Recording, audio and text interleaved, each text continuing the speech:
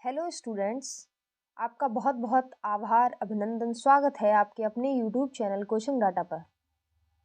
और आज हम क्लास 10th के स्टूडेंट्स के लिए लेकर आए हैं मैथ का चैप्टर 1, यानी कि हम उनकी गणित की किताब है उसको भी अब कवर करना शुरू करेंगे। तो आज हम पढ़ेंगे वास्तविक संख्याएं, चैप्टर नंबर 1। चैप्टर 1 में हमें वास्तविक संख्याओं को पढ़ना है, फिर हम 1.1 की एक्सरसाइज और आगे इस प्रोसेस को करेंगे। तो पहले हम जानते हैं कि वास्तविक संख्याएं क्या हैं। संख्याएं, अगर हम संख्याओं की स्टार्टिंग करें तो एक होती है वास्तविक संख्याएं, एक काल्पनिक संख्याएं। काल्पनिक संख्याएं जिन्हें हम आई की फॉर्म में लिखते हैं वो हम आपको बता देंगे अभी।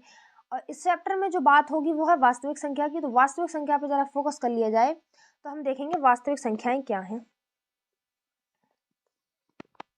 देखिए, वास्तविक संख्याओं में आती हैं प्राकृतिक संख्याएं, उसके बाद आपकी पूर्ण संख्याएं, पूर्णांक, परम संख्या, अपरम संख्या। इस तरह से हमारा वास्तविक संख्या जो है वो हम एंड करेंगे। फिर एक्सरसाइज को करेंगे, क्योंकि इस चैप्टर में थोड़ा सा पहले समझना जरूरी है। तो आप देखें प्राकृतिक संख्याएं क्या होती हैं। प्राकृतिक संख्याएं जिन्हें हम लिख सकते हैं 1, 2, 3, 4, 5, 6 और डैश यानी कि अनंत तक। यानी कि प्राकृतिक संख्या हमारी 1 से शुरू होंगी और सारी पॉजिटिव होंगी और अनंत तक। पूर्ण संख्याओं की बात आ जाए तो पूर्ण संख्या को होल नंबर कहते हैं, इसलिए हमने इसका W ले लिया।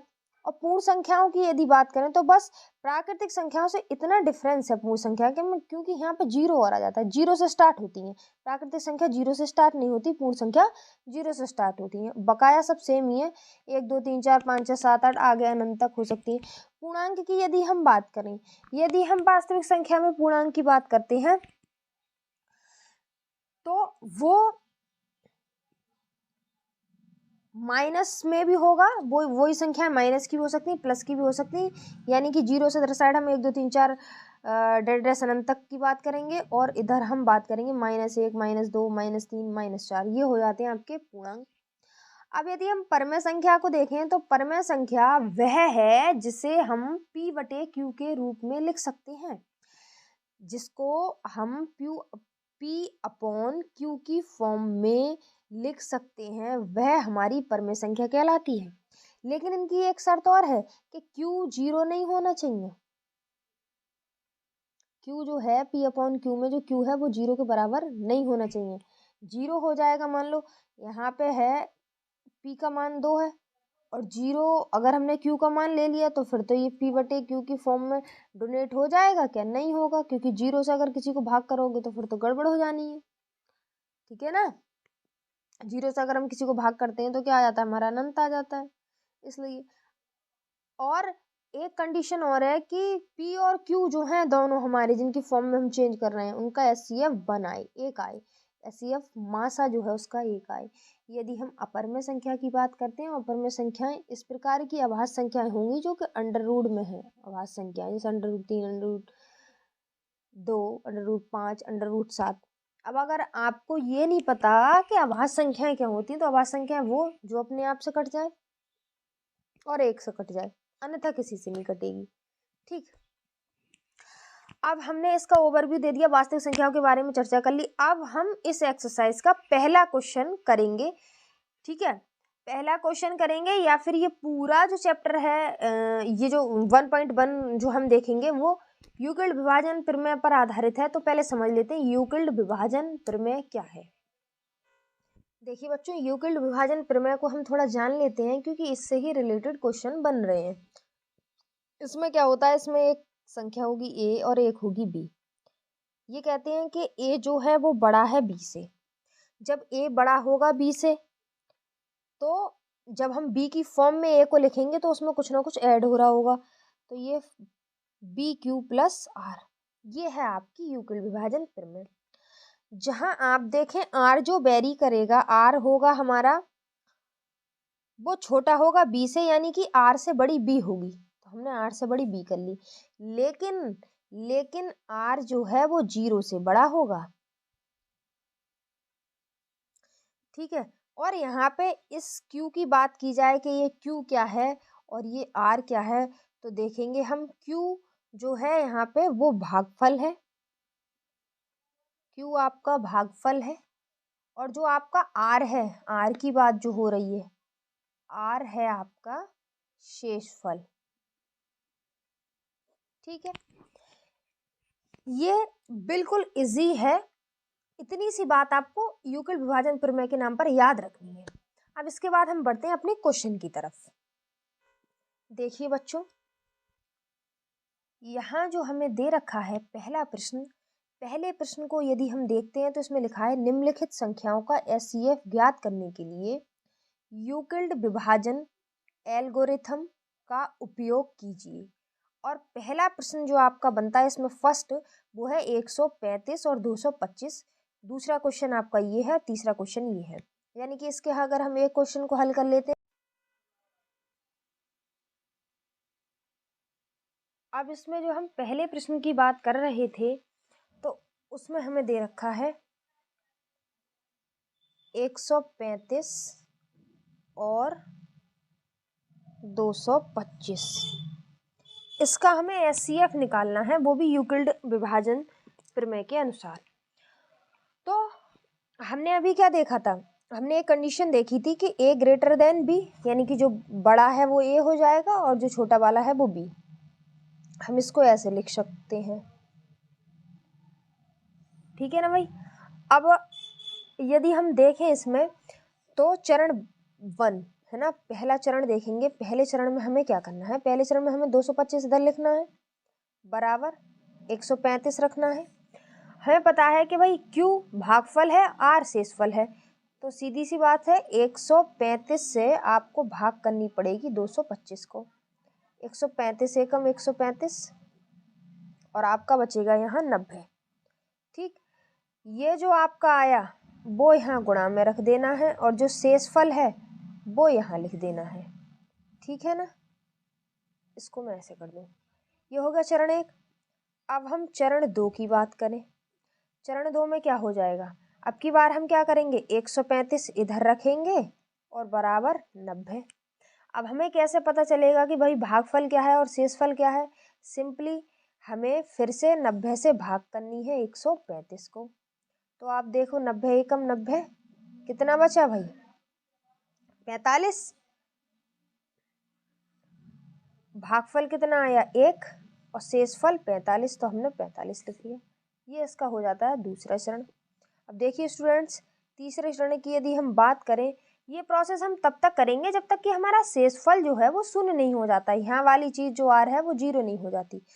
तो यहाँ रखेंगे हम 90 और यहाँ लेंगे हम 45।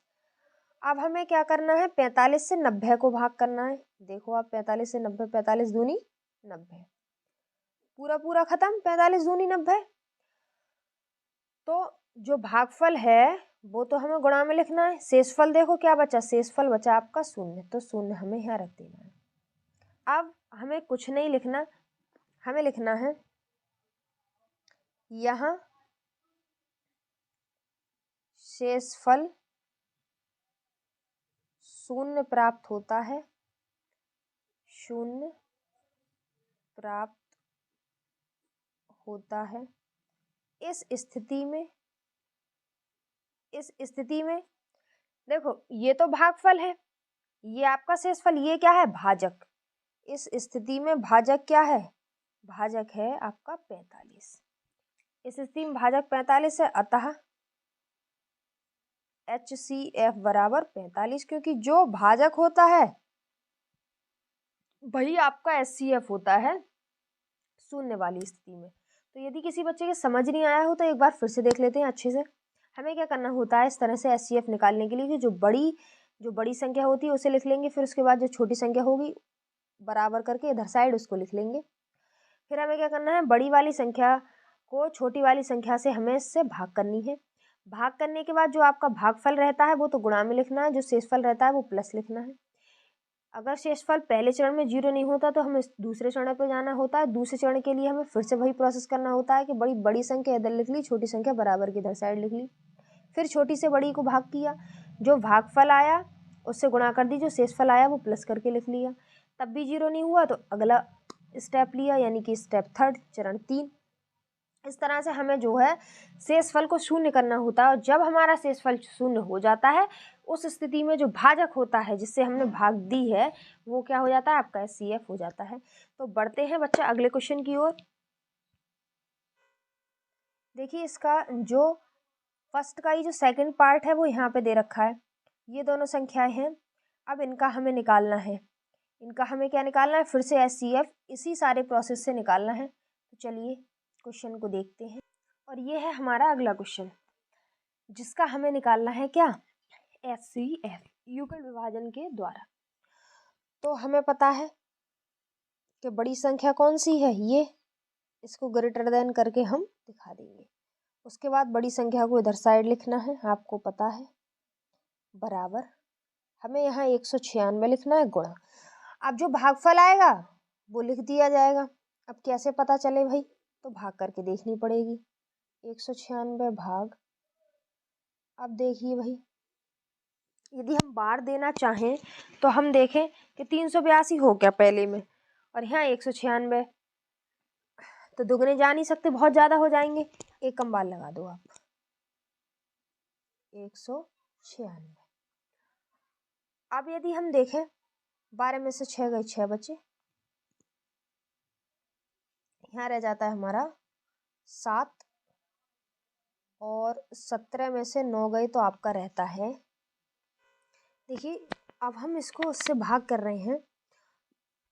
तो जब हमने एकम बार लगाया 196, तो हमारे 186 बचे, हमने 2 उतारा, फिर हमने निम्मा बार लगाया तो हमारे ये आए। अब 12 में से 4 गए तो 8 बचे, और 15 में से 6 गए 9, और 0 का 0 यहाँ आया। अब हम पंजे बार लगाएंगे तो ये पूरा पूरा कट जाएगा, यानी कि शेषफल शून्य आ रहा है। तो भागफल से गुणा होगी तो 195 गुणा में आ जाएंगे, प्लस शेषफल आ गया 0। जब आपका शेषफल 0 आ गया, यही तो हमें लाना होता है, हमें शेषफल ही तो 0 लाना होता है। तो ये जो सवाल है ये पहले चरण में ही सॉल्व हो गया भाई। हमें क्या लिख देना है, वो ही लिख देना है, अतः शेषफल शून्य प्राप्त होता है। इस स्थिति में भाजक क्या है आपका, 196 है, अतः HCF क्या हो जाएगा आपका, 196 ही आपका HCF हो जाएगा, क्योंकि अगला स्टेप तो बना ही नहीं, यही है भाजक, यही हो गया। ठीक है, यदि हम इसी में क्वेश्चन इसी पहले के थर्ड की बात करें तो ये दे रखा है, आप बिल्कुल जो मैंने 2 क्वेश्चन कराए हैं इन्हीं की तरह आप इसको भी अच्छे से सॉल्व कर लेना, उसमें कोई दिक्कत है नहीं। अब हम बढ़ते हैं दूसरे क्वेश्चन की तरफ। दर्शाइए कि कोई भी धनात्मक विषम पूर्णांक, इसमें दे रखा है 6q+1 या 6q+3 या 6q+5 के रूप का होता है, जहाँ q कोई पूर्णांक है। q क्या है, कोई पूर्णांक है। अब हमें इस क्वेश्चन को सॉल्व करना है। देखिएगा यहाँ आप एक चीज समझे कि यहाँ दे रखा है 6q+1 6q+3 6q+5, हमारी फॉर्म क्या होती है, a बराबर BQ+R। ठीक है, अभी इसको देखते हैं। देखिए सेकंड क्वेश्चन में इस तरह से दे रखा है उन्होंने 6q+1 या 6q+3 या फिर 6q+5, इस तरह से हमें दे रखा है। तो आप एक चीज यहाँ आपके माइंड में क्लिक हुई होगी कि हमारा जो a बराबर दे रखा होता है वो क्या होता है, VQ+R। तो यहाँ भी v का मान b का मान, यहाँ हम हर जगह से समझ गए कि b का मान क्या है, 6 है। देखो इस तरह से जो फॉर्म बनती है a बराबर BQ+R, तो सेम है हर जगह, Q भी दे रखा है सेम ही, R जो है बदल रहा है। तो हम समझ गए यहाँ पर कि B बराबर है हमारा 6। ठीक है, अब हमें लिखना है, माना A एक विषम पूर्णांक है, क्योंकि ऐसा ही क्वेश्चन में दे रखा है। A अगर कोई विषम पूर्णांक है, देखो A विषम पूर्णांक है यानी कि B से तो बड़ा है ना, A B से बड़ा है क्योंकि इसमें जुड़ रहा है, इसकी कंडीशन एक और होती है इस तरह से, तो B से तो बड़ा है ये।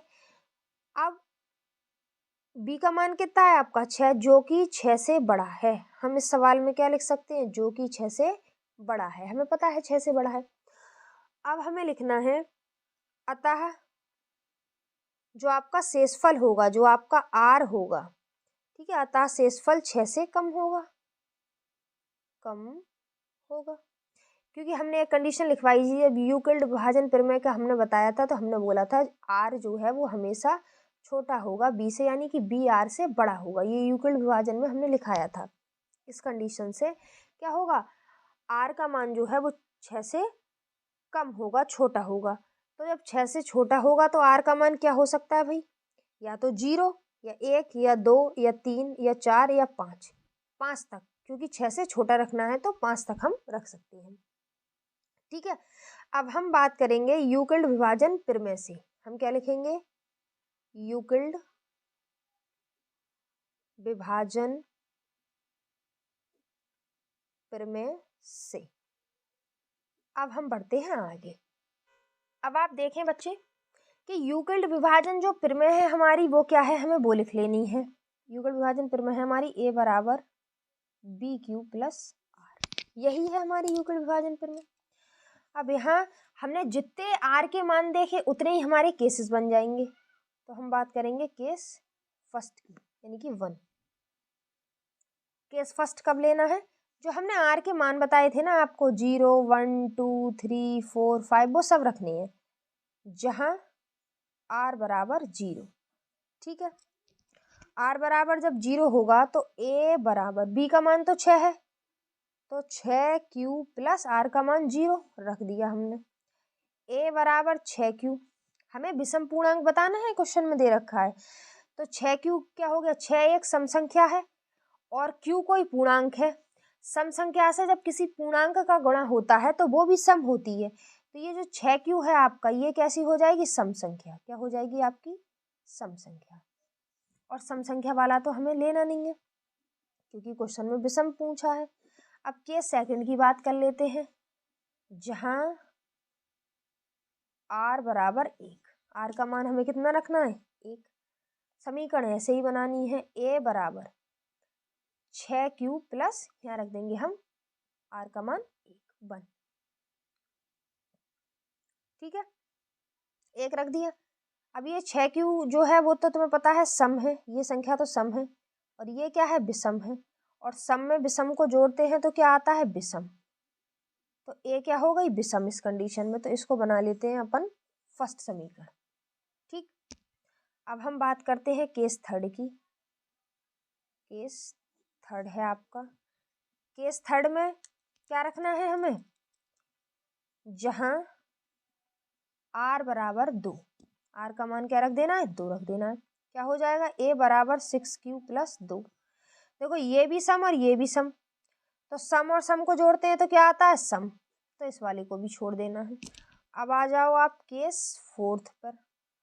फोर्थ में क्या रखना है, जहां r बराबर 3, तो a बराबर 6q और r का मान रख देना हमें 3। अब इस कंडीशन में देखेंगे हम, ये है सम और ये विषम, तो क्या हो जाएगा, विषम। तो इसको बना देंगे हम सेकंड इक्वेशन। क्या बना देंगे अपन इसको, सेकंड इक्वेशन। अब हम अगली बार रखेंगे r बराबर 3, यानी कि अगले केस में हमें क्या रखना है, देखिए केस नंबर 5। अब हमें रखना है जहां r बराबर 4, तो a बराबर 6q प्लस 4। अरे दिख नहीं रहा, सॉरी। देखिए हमें केस 5 लेना है, ठीक है, जहां r बराबर 4, a बराबर 6q प्लस 4। देखो 6q भी सम है और ये भी सम है, तो ये टोटल क्या हो गया, सम। तो सम वाला तो हमें लेना ही नहीं है। अब हम केस 6 की यदि बात करें तो केस 6 में क्या लेना है आपको, जहां r बराबर क्या रखना है, 5 रखोगे तो a बराबर क्या हो जाएगा, 6q प्लस 5। देखो ये हो गया सम, ये हो गया विषम, तो टोटल निकल के हमारी संख्या क्या आएगी, विषम। और विषम आएगी, इसलिए इसको हम बना लेते हैं अगली इक्वेशन। तो आप समझिए विषम विषम वाली कितनी समीकरण बन गई, 3 बन गई। एक तो पहली, और ये हमने आर बराबर तीसरे मान पर जो आई है ये दूसरी समीकरण और ये तीसरी समीकरण। बस क्वेश्चन हो गया हमारा सॉल्व। हमें एक लाइन और लिखनी है। हमें क्या लिखना है? जो क्वेश्चन में दे रखा है वही लिखना है हमें। हमें लिखना है समीकरण 1, 2 व 3 से स्पष्ट होता है, से स्पष्ट होता है कि कोई भी धनात्मक विषम पूर्णांक, हमें लिख देना है कोई भी धनात्मक विषम पूर्णांक, कोई भी धनात्मक विषम पूर्णांक 6q+1 या 6q+3 या 6q+5 के रूप में होता है। ये हमें नोट करके लिख देना है। यहीं पर हमारा क्वेश्चन 2 जो है वो हो जाता है सॉल्व। अब बढ़ते हैं अपने अगले क्वेश्चन की ओर। देखिए बच्चों, यदि हम क्वेश्चन नंबर 3 की बात करें तो आप देख रहे होंगे किसी परेड में 6 से 16 सदस्यों वाली एक सेना की टुकड़ी को 32 सदस्यों वाली एक आर्मी बैंड के पीछे मार्च करना है। दोनों समूह को समान संख्या वाले स्तंभों में मार्च करना है। उन स्तंभों की अधिकतम संख्या क्या है जिसमें वे मार्च कर सकते हैं? यदि इस क्वेश्चन में हमने पूछा अधिकतम संख्या तो हमें एचसीएफ निकालना है। वो पूछते हैं हमसे न्यूनतम संख्या तो हमें एलसीएम निकालना है। यानी कि कम से कम चीज की बात हो तो लासा, ज्यादा से ज्यादा चीज की बात हो तो मासा, यानी कि एचसीएफ। 6 से 16 का सीधा से सीधा हमें क्या निकालना है? मासा निकालना है, एचसीएफ निकालना है। इसमें हमें 6 से 16 दे रखा है और 32, तो इन दोनों का ही प्रयोग करके हमें इसका मासा निकाल देना है। किस तरह से बच्चों? 6 से 16 को देखना है और 32 को देखना है। ठीक है, तो यदि हम क्वेश्चन नंबर 2 को देखें, वो सॉरी 3 कर रहे हैं हम लोग। ठीक है, तो इसमें हमें 616 और ठीक है बच्चों 32 का एचसीएफ निकालना है, क्योंकि उन्होंने अधिकतम की बात की है। अभी हम जब यूक्लिड विभाजन का प्रयोग करके भी निकालेंगे इसको, तो हमने यहाँ पर जो बड़ा है उसको लिखा 616 और यहाँ हमने 32 लिखा। अब भाई ये सीधी सी बात है, आपको पता है कि 32 से 616 को करना है हमें डिवाइड। ठीक है, कोई दिक्कत नहीं है यहाँ तक। 32 एकम 32, 11 में से 2 गए तो 9 बचे, क्या रह गया? 5, 5 में से 3 गए तो 2 बचे। ठीक है बच्चों, अब हमने यहाँ देखा सॉल्व करा तो भागफल जो आया वो तो आ गया हमारा 19, तो हम लिखेंगे गुणा 19 प्लस शेषफल क्या आया तुम्हारा 8, प्लस हमें 8 लिख देना है। लेकिन अभी हमारा जो है 0 तो हुआ नहीं, 0 नहीं हुआ तो अगली बार क्या करना है? 32 यहाँ लिखना है और 8 आपको यहाँ लिखना है। ठीक है, अब 8 से भाग कर लो 32 को, 8 चौक 32, 4 आया, शेषफल हो गया 0। शेषफल क्या हो गया तुम्हारा? 0 हो गया। और जिस भागफल पे शेषफल, जिस भाजक पे शेषफल 0 होता है वो एचसीएफ। इस कंडीशन में एचसीएफ क्या है तुम्हारा? एचसीएफ बराबर 8। ठीक, अब अगले क्वेश्चन की ओर बढ़ते हैं। अगला क्वेश्चन क्या दे रखा है देखिएगा आप लोग, जरा समझते हैं चीजों को। यहाँ यदि हम बात करें, इन्होंने दे रखा है यूक्लिड विभाजन प्रमेयका का प्रयोग करके दर्शाइए कि किसी धनात्मक पूर्णांक का वर्ग किसी पूर्णांक m के लिए 3m या 3m+1 के रूप का होता है। बस इसमें वर्ग और करना है, जैसे हमने ये वाला क्वेश्चन करा था 6q+1, 6q+3, 6q+5 वाला, कुछ कुछ उसी की तरह है। बस इसमें धनात्मक पूर्णांक भी मानना है और हमको उसका वर्ग भी करना है। यदि आप देखो यहाँ पे 3m दे रखा है या 3m+1, यहाँ आपके माइंड में क्लिक हुआ होगा कि b का मान क्या है यहाँ पर? 3। ठीक है, यदि हम इसमें क्वेश्चन नंबर 4 की बात कर रहे हैं तो देखिए इसमें दे रखा है हमें m एक पूर्णांक है, उन्होंने बोला m पूर्णांक है, जो कि इस तरह से उन्होंने फॉर्म बताई है 3m और 3m+1। ठीक, तो जब हमने क्वेश्चन को पढ़ा तभी हमें समझ आ गया कि जो b का मान है, जो पूर्णांक मानेंगे वो तो हम a मानेंगे, सीधी सी बात है। उसमें भी 6 वाले में भी हमने a माना था, तो माना पूर्णांक a के लिए। आप देखो b का मान क्या है, यहाँ r 0 होगा +0, यहाँ ये वाली फॉर्म में r का मान 1 है, तो b बराबर क्या है आपका 3। ठीक, जब b का मान 3 है, r b से छोटा होता है, तो r बराबर क्या होगा 0 1 2। b से छोटा यानी कि 3 नहीं होना चाहिए। कितने केस बनेंगे इसमें, 1 2 3 केस। अब हम बात करेंगे केस फर्स्ट की। केस फर्स्ट कब लगाएंगे, केस फर्स्ट जहां r बराबर 0। r बराबर 0 किस फॉर्म में रखना है हमें, इस फॉर्म में रखना है हमें, a बराबर 3m प्लस r, इस वाली फॉर्म में। ठीक है, अब हम क्या करेंगे, a बराबर 3m, r की जगह पे क्या रख देंगे 0। ठीक है, a बराबर आ गया हमारा 3m। अरे दिखा नहीं आप लोगों को, सॉरी, ये देखिए भैया। ठीक है, जहां r बराबर 0, a बराबर, ये वाली फॉर्म बनानी है हमें, a बराबर 3m प्लस r की। r का मान हमने 0 रख दिया, तो a बराबर हो गया 3m प्लस 0, a बराबर हो गया 3m। उन्होंने बोला है क्वेश्चन में वर्ग, तो यहाँ पे हम लिखेंगे वर्ग करने पर। ठीक है, जब हम इसका वर्ग करेंगे, देखिए जब हम इसका वर्ग करेंगे तो इधर भी हो जाएगा स्क्वायर और इधर हो जाएगा 3m का स्क्वायर। 3m का स्क्वायर यानी कि 9m स्क्वायर। ठीक है, यदि हम यहाँ देखें a स्क्वायर बराबर 9 को हम लिख सकते हैं 3 अंदर और 3 बाहर, m स्क्वायर। और यदि मैं इस 3m स्क्वायर को क्या मान लूँ, मैंने लेट कर लिया कि ये हमारा कैपिटल M है। क्या मान लिया हमने, कैपिटल M। तो a स्क्वायर बराबर हो जाता है हमारा 3m।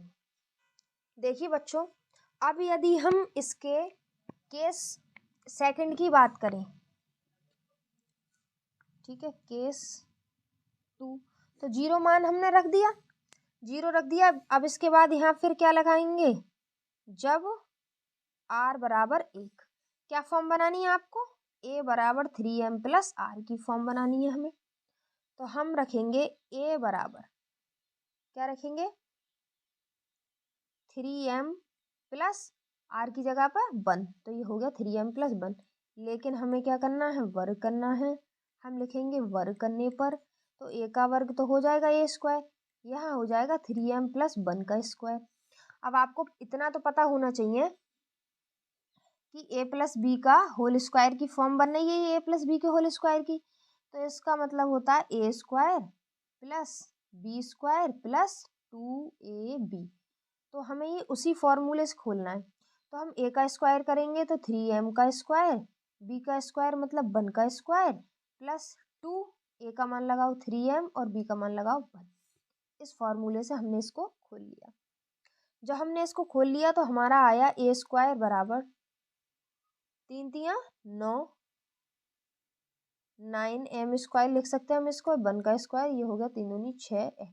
ठीक है भाई, यहाँ तक कोई दिक्कत नहीं है, यहाँ तक कोई दिक्कत नहीं है। तो आपका हमें क्या करना है, इन दोनों को, 1 का स्क्वायर तो 1 ही रहता है, 9m square plus 6m plus 1, इस फॉर्म में हमें रख लेना है।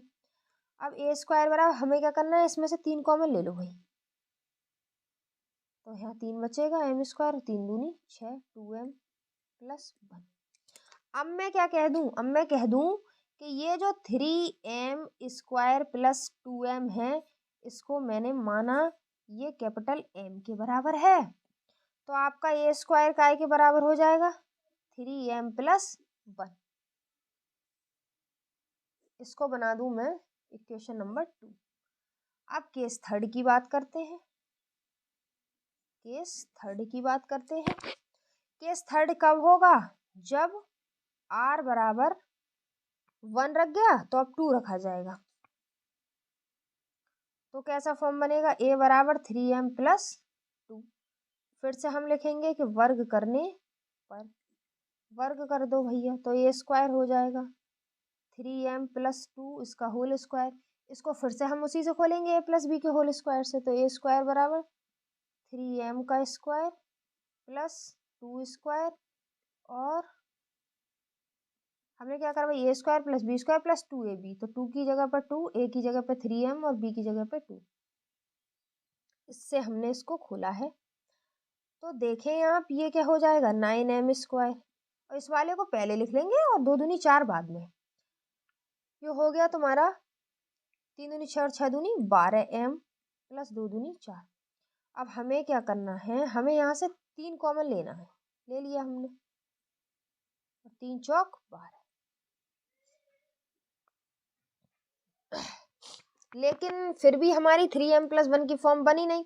इस 4 को हम लिख लेते हैं इस तरह से, प्लस 3 और प्लस 1 करके, ठीक है। और जब 3 कॉमन लेंगे ना हम, तो 3 एकम 3, ठीक है।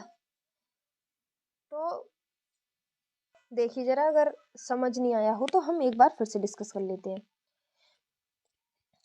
लो मैं यहाँ पे थोड़ा सा चेंज कर दूँ, देखो 9m square plus 12m plus 3 plus 1। अब तो सही है। हमने इसमें से, इस सब में से हमने 3 कॉमन ले लिया, तो यहाँ क्या बचा, 3 3 तो 3m स्क्वायर प्लस 3 चौक 12, 4m प्लस 3 एकम 3, तो 1 आया, प्लस ये वाला जो 1 वो अलग रह गया। अब मुझे क्या मानना है, माना 3m square plus 4m plus 1 बराबर मैंने मान लिया कैपिटल M।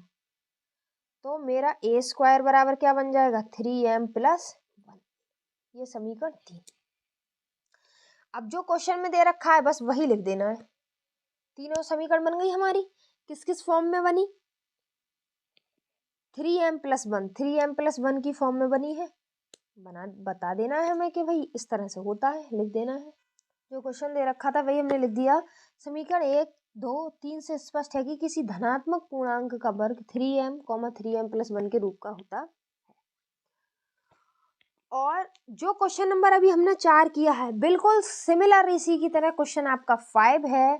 देखिए जरा इसको, यूक्लिड विभाजन प्रमेय का प्रयोग करके दर्शाइए कि किसी धनात्मक पूर्णांक का घन 9m 9m प्लस 1 या 9m प्लस 8 के रूप का होता है।